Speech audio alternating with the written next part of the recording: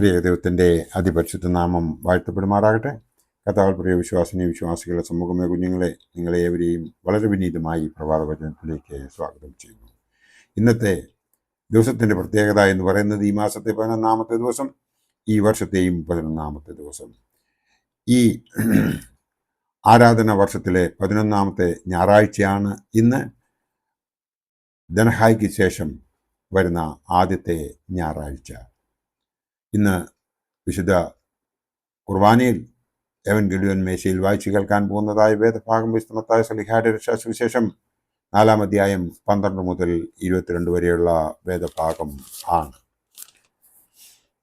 യേശു തൻ്റെ പരസ്യ ശുശ്രൂഷയിൽ നിപുണനായി കഴിഞ്ഞ് കേട്ട വാർത്തയാണ് യോഹന്നാൻ സ്നാപകൻ തടവിലായി എന്നത്.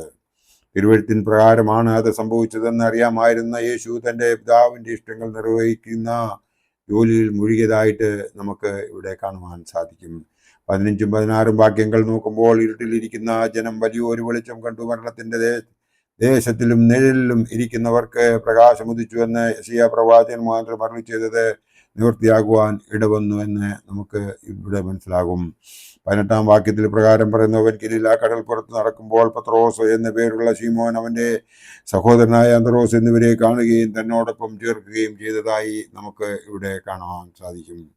ഈ വേദഭാഗത്തു നിന്നും മനസ്സിലാക്കുന്നത് 3 കാര്യങ്ങളാണ്. ഒന്നാമത്തേത്, നാം ദൗത്യം നിർവഹിക്കുന്നവർ ആയിരിക്കണം. രണ്ടാമത്തേത്, നമ്മുടെ നിയന്ത്രണത്തിൽ അല്ലാത്തതിനെ വിട്ടുകളയണം. മൂന്നാമത്തേത്, ദൃഢനിശ്ചയവും വിശ്വാസവും ഉള്ളവൾ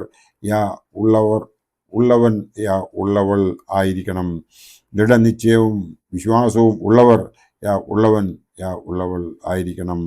നമുക്ക് കിട്ടിയിട്ടുള്ളതായ ദൗത്യങ്ങൾ നാം നിർവഹിക്കണം. നമ്മുടെ കർത്താവിനെ ഒന്ന് നോക്കിക്കേ. അവൻ തൻ്റെ പിതാവ് ഏൽപ്പിച്ചതായ ദൗത്യം നിർവഹിക്കാൻ തുടങ്ങിയിരിക്കുന്നു. അവൻ പറഞ്ഞു തുടങ്ങിയത്, സ്വർഗ രാജ്യം സമീപിച്ചിരിക്കാൻ മാനസാന്തരപ്പെടുവീൻ. കൂടാതെ അവൻ തൻ്റെ ശിഷ്യന്മാരെ കൂടെ കൂട്ടി തുടങ്ങി. നമ്മുടെ നിയന്ത്രണത്തിൽ അല്ലാത്തതിനെ വിട്ടുകളയണം. ഇവിടെ സ്നാപക യോഹന്നാനെ തടവിലാക്കുന്നു. തിരുവെഴുത്ത് നിവൃത്തി ആകുന്നതായി നമുക്ക് ഇവിടെ കാണുവാൻ സാധിക്കും. അതിൽ യേശു ഇടപെടുന്നില്ല.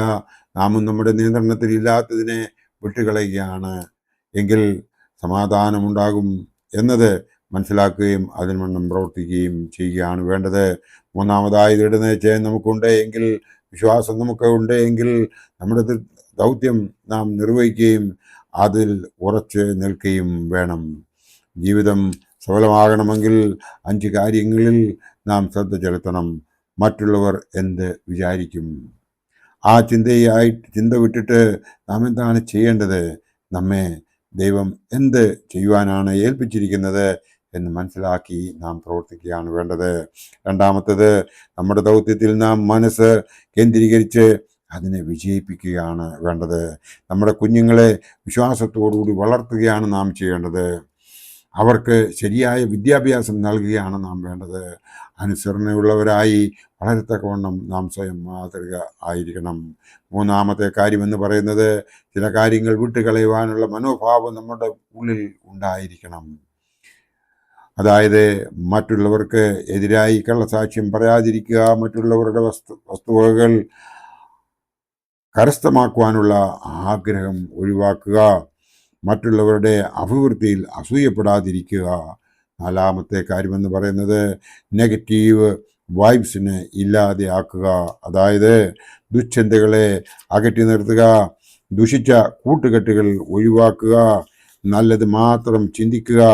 എനിക്ക് എല്ലാം അറിയാമെന്ന ആ അഹങ്കാരം മനസ്സിൽ വെച്ചുകൊണ്ടിരിക്കാതെ എനിക്ക് ഒന്നും അറിയാൻ മേല എന്നുള്ള ചിന്തയിൽ നാം പുറകോട്ട് മാറുകയും ചെയ്യാതിരിക്കുക. എന്നാൽ അറിവുണ്ടാക്കാനുള്ള ആ ഒരു ഉത്സാഹം ഉണ്ടാക്കി അതിനു വേണ്ടിയിട്ട് ശ്രമിക്കുകയും വേണം. അതായത്, മറ്റുള്ളവരെ ബഹുമാനിക്കുവാനുള്ള മനസ്സ് നമുക്ക് ഉണ്ടാകണം.